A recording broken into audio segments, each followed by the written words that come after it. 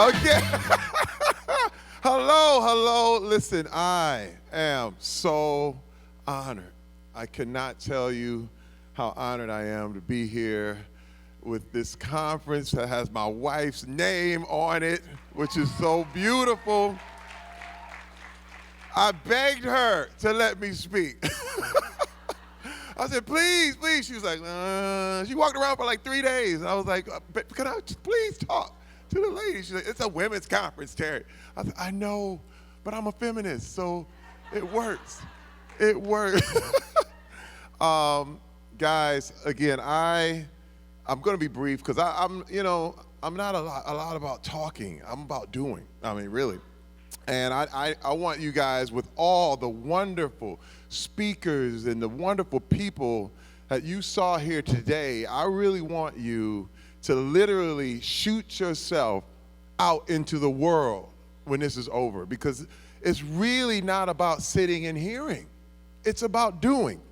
And my thing, and what she wanted me to talk about, and I got a little few notes and a little thing, but I'm going to keep it real quick because I'm kind of, she always calls me windy because I'm long-winded. I talk like crazy. But I want to say that I want to talk about the action steps to your dream, okay? Now, I'll be real with you. Rebecca and I are living several dreams. We're living the marriage dream. I mean, again, when you're talking about just literally as of July 30th, we have been together for 27 years. 27. We're living the kids' dream. We have 5 beautiful kids and 1 wonderful grandbaby. I mean, a lot of people dream about having a big family or just having a kid or whatever, and we're living that. I mean, we did the whole professional sports dream, which is a major, major dream for a lot of men out there. Again, with all the teams I played on and all this stuff. Now, we're doing the whole Hollywood dream, movies and TV, and she's producing, and we're producing, we're writing, we're always constantly doing this stuff. But I want to tell you something, that it all starts with what you believe.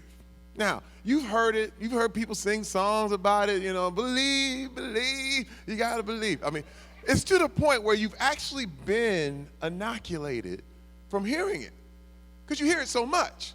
People say, believe, you got to believe, and if they say, oh, we going to believe, and then you go home and you don't believe. I'm just being real with you. I'm the guy. I was that guy. I said, yeah, I believe. I don't believe that. But what it starts with, and I have to tell you, I'm just going to give you what this whole thing is.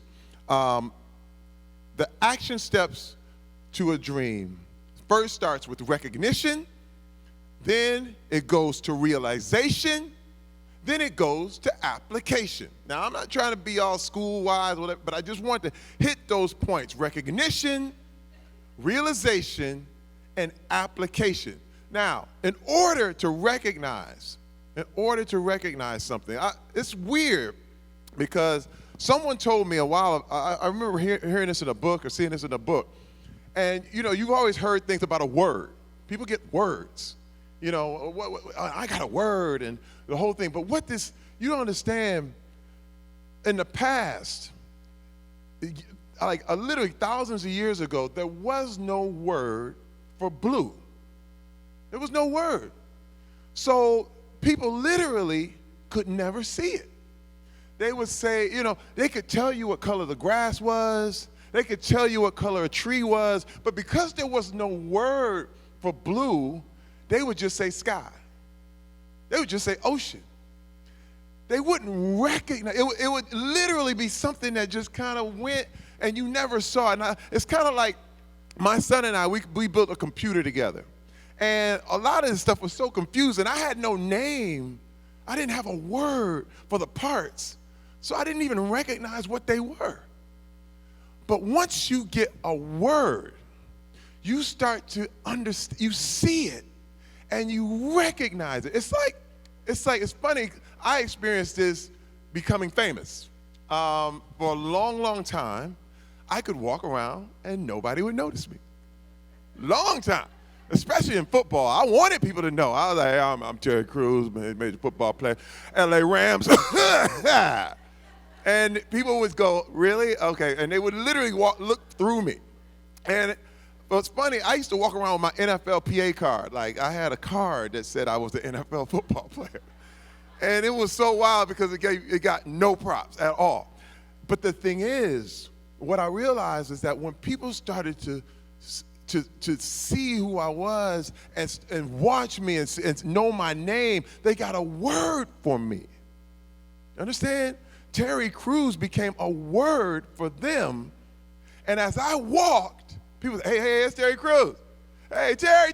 I get people, now I can walk down the street and they yell, Terry, hey. Whereas before, I could walk by and never have been recognized. Now, I want to tell you something. Your dream is just like that. If you don't get the word, if you don't have a word, if you don't know what it is, if you don't write it down, if you don't name it, you miss it. You can't recognize it. It's like that color blue that no one had a name for. You have to write it down. You must get familiar with it. I mean, it's so, I'm really retracing a little bit of what has been said today from a lot of other wonderful speakers, but that recognition is so important. Now, even before that, back to what you believe. This is what you must believe in order to take the action steps to your dream. You must believe that you are entitled.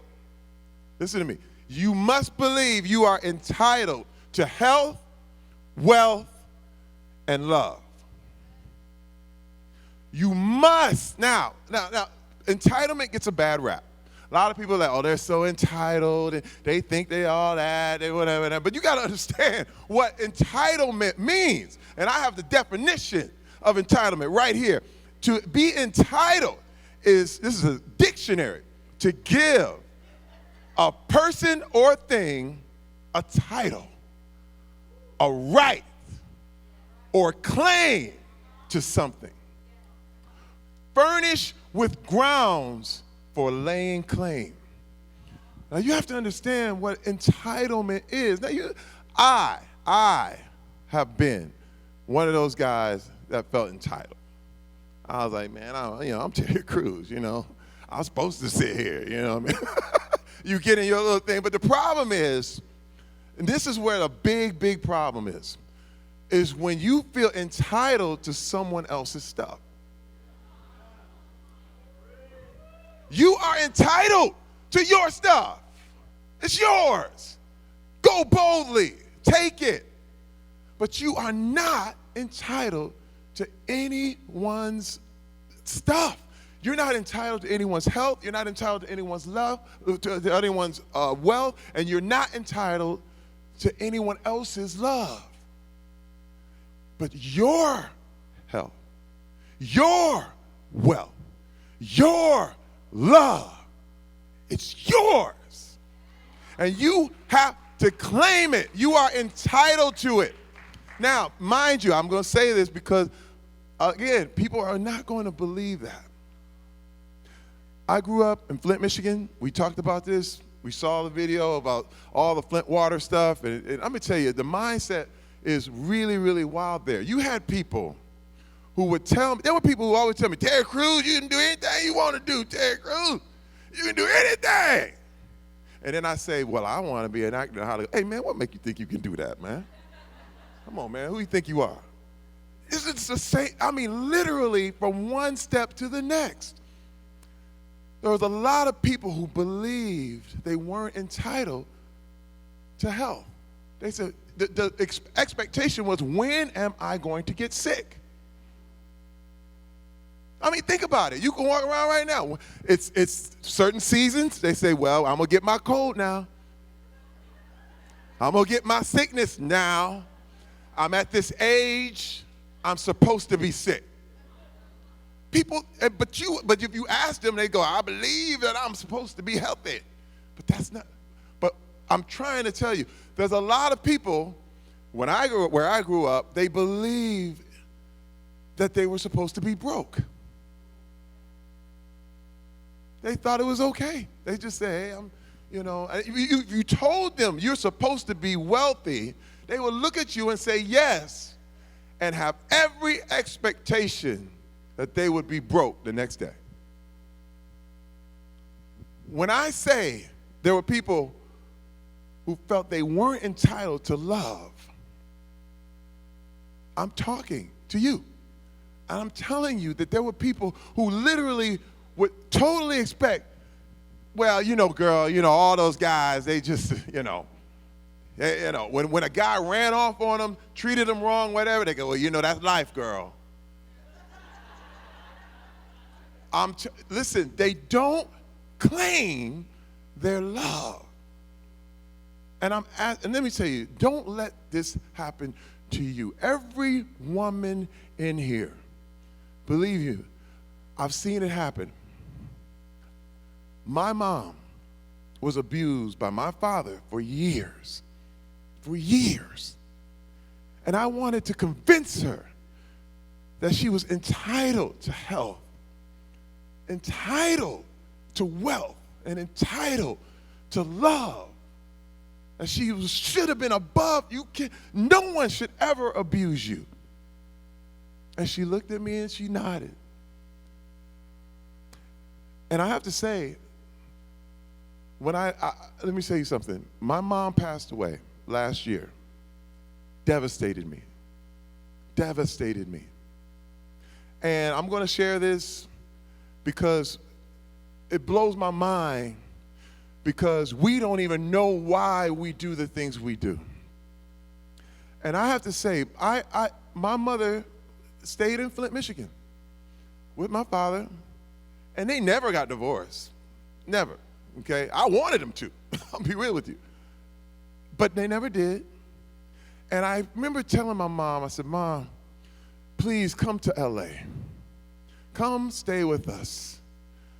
We know you're going through some health challenges. She was fighting cancer. She was going through a lot of stuff. I said, we can get the best doctors. We can get the best, you can get the best treatment. You can come here. You can regroup. You can enjoy just the grandkids, enjoy the peace. No arguing. It's peaceful. She said, I don't want to come. And I thought, this is crazy. I said, but why are you? I said, we'll take care of you. And she said no. Somehow, she didn't believe she was entitled to any of that. This is my mother. She sees me on TV. She sees me doing this and doing that. And she was proud of me. She would call me and tell me how proud she was. She would tell Rebecca, she was like, I like your wife better than I like you, and you my son.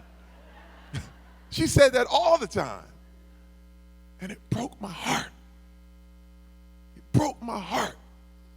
And I don't want any woman to ever go through that learned helplessness where you don't even know anymore. Listen, if you don't take steps to realize these dreams, you lose the capacity to have them. I'm real. It's something that needs to be practiced. You gotta always, every day, never let anyone take your claim, to take what you are entitled to. Health, wealth, and love is yours.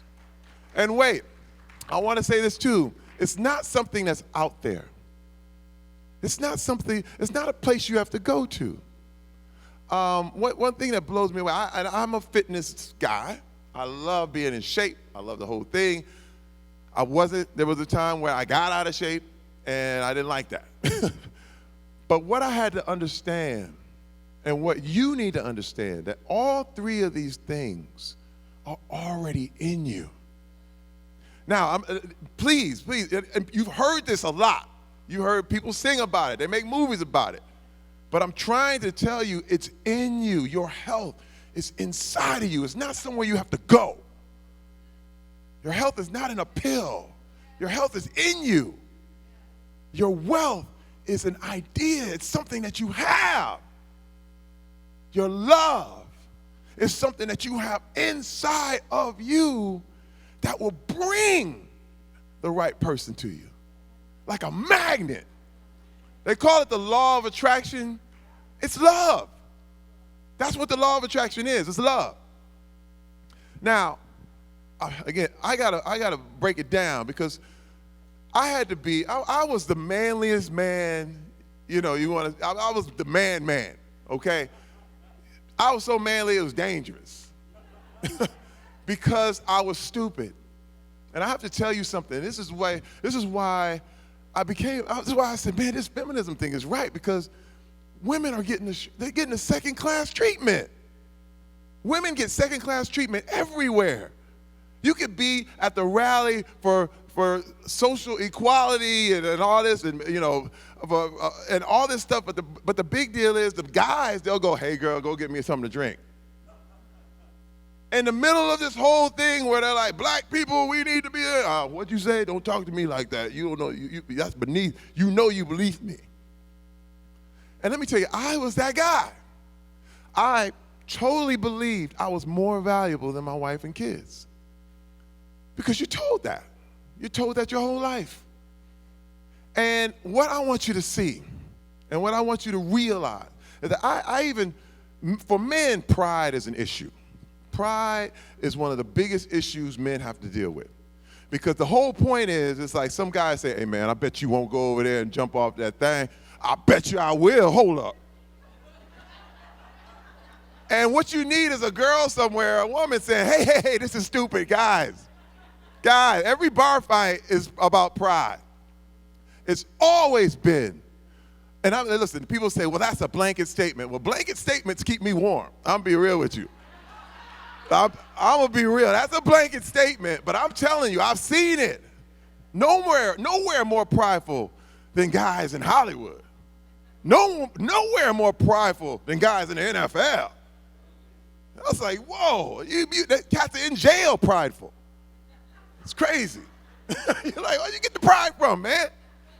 But this is how dangerous it is. I had to get in touch with my feminine side. I did. Because the deal is, and I'm gonna tell you, guys, we push our way through. We push our way through life. But women, since they're young, they think their way through. And I started realizing women think their way through life. And that makes you smarter. It does. It's the practice. It's the practice of thinking that makes you smarter.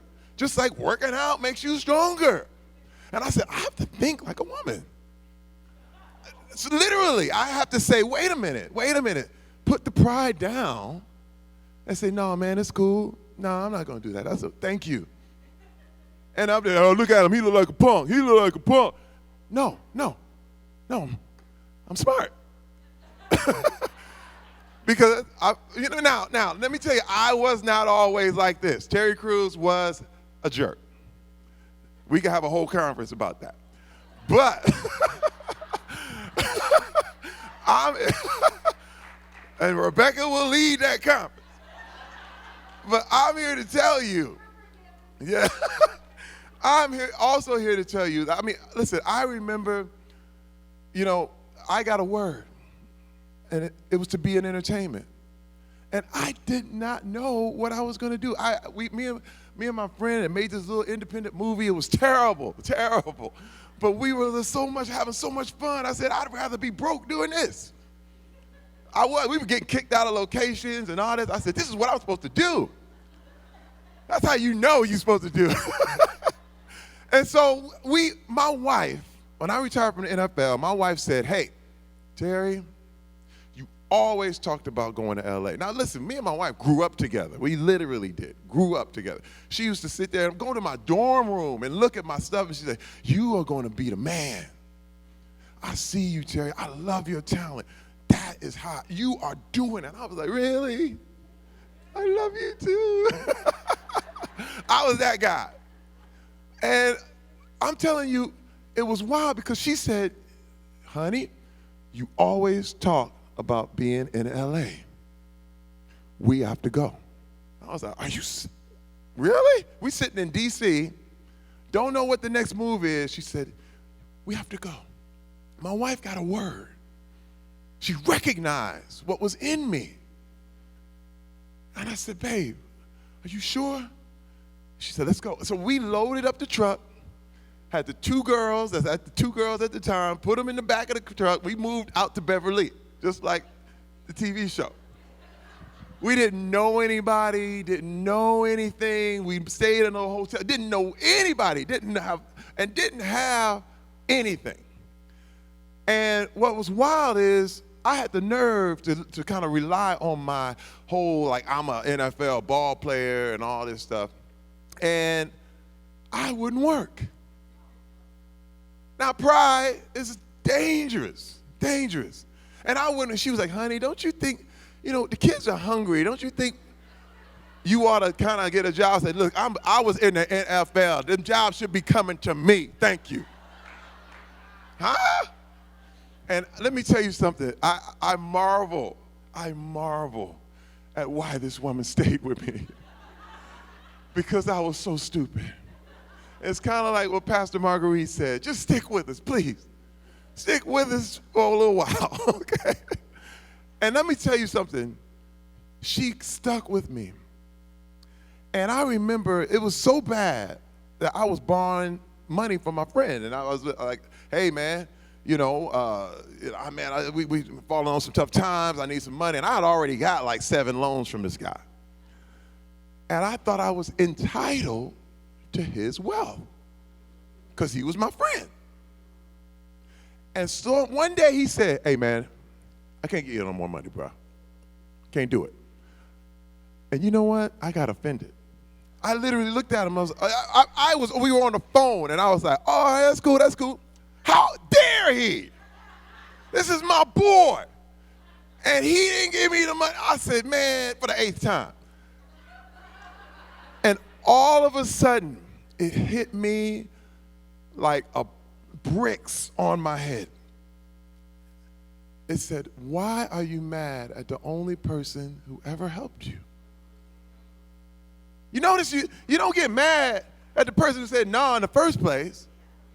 You're mad at the one who for the 5th time said that's enough. They already proved to you that they helped you.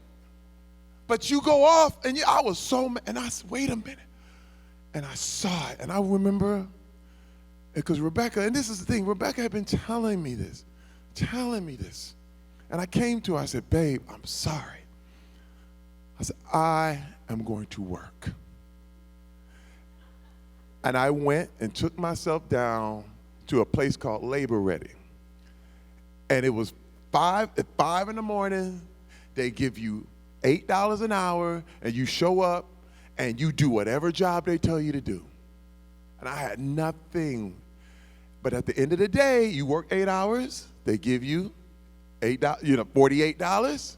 And I said, man, we can get milk now. This is how broke we were. And I remember sweeping floors. And they sent me over and sweeping floors, and I was doing stuff, and I realized I was doing something about my situation. And it empowered me. And I'm here to tell you, with women, pride is a big thing, but with women, fear is your issue. Fear. It's a blanket statement, I know. Fear is the issue. Fear of getting old. Fear of being taken advantage of. Fear of being broke. Fear of not having love. Let me tell you. Now, I'm here to tell you 2 things. The first one, the way to defeat fear is consciousness of power. I'm giving you the keys. If you don't get anything out of this the whole day, the way to defeat fear is consciousness of power. When you know you can do something, you no longer fear it. When you know where your source is, you don't fear being broke. When you know you're supposed to be healthy, you don't fear sickness. It's consciousness of power. Now, I'm saying all this, recognition, realization, then application. Action, the action steps. But where do I get the energy? One thing I hear from people right now, especially women, they're tired. Women are tired. Women, hey, they're tired of dealing with us. That's for real. But I'm here to say, people say, because I have a lot of energy. I'm always like, woo, I believe me, I'll be trying to burn this off until, Becky finds me sleep underneath the coffee table. That's how I am. But you know where you're in it? I'm going to tell you, this is the second thing. You have to remember. And if you don't get anything else, get this. Gratitude brings you energy. If you are all you have to do is be thankful for one thing. Find one thing. Find something to be thankful for. And you all of a sudden, you got the energy to do stuff. It's really wild. Let me tell you, I get up, I know about working out and you get tired and you're like, oh, then I thank God, I got this job. Thank you, God. Oh, I got this job. A lot of people don't have a job. I get up, I get in my car, I say, thank you, Lord, for a car. Thank you, there's a roof over my head. Man, let me clean this roof. Because let me tell you, if you ever, Rebecca and I, we've lost children. We've lost homes. If you've ever lost a home, if you've ever lost a child, and you get that back, you treat that as if it's the best thing ever. I am that guy. She is that woman. Rebecca is not here to really just show you, that this is where we are, and because a lot of people see all this stuff and see all this great stuff. But let me tell you, we are just like you. We've been broke. We've been destitute. We've been at the end. We've seen it. Nothing like when we move out of your house and watch your kids and saying goodbye to their neighbors, and you got to get out the house. We've been there. Seen it. And I'm here to tell you that if you stand strong and you believe in these things, that you are entitled to your health, your wealth, and love, you will make it. You will make it. Now, I want to just let everybody know here that this is the culmination of a dream. I've known my wife for a long, long, long, long time. It's funny, we've been married more than we've been single. And she, ever since I've known her, I walked into a church, she was on the piano, serving. She wants to see people live their best life. I have never seen her heart in any other way. She's pulled me into it, and I didn't even want to go. She's like, no, we got to help these people. I'm like, I know, but I'm okay, all right, I'm going to. And I'm trying to tell you that her heart is pure. Her heart is for you. And so is mine. We want to see you be your best. We want this, and it doesn't matter how young, and it does not matter how old. There is no time. I didn't start acting until I was 32. Way after the prime Hollywood age. You know what I mean? So it's funny because I didn't even realize. But see, once the recognition happened, the realization, I found a whole new career. I never not once told my wife I wanted to be an actor. Not once. And this is what I do. Your dream, you don't even know until you start going for stuff. You have to. Guys, again, I thank you for a wonderful day. I hope you've been blessed. We're going to keep doing this.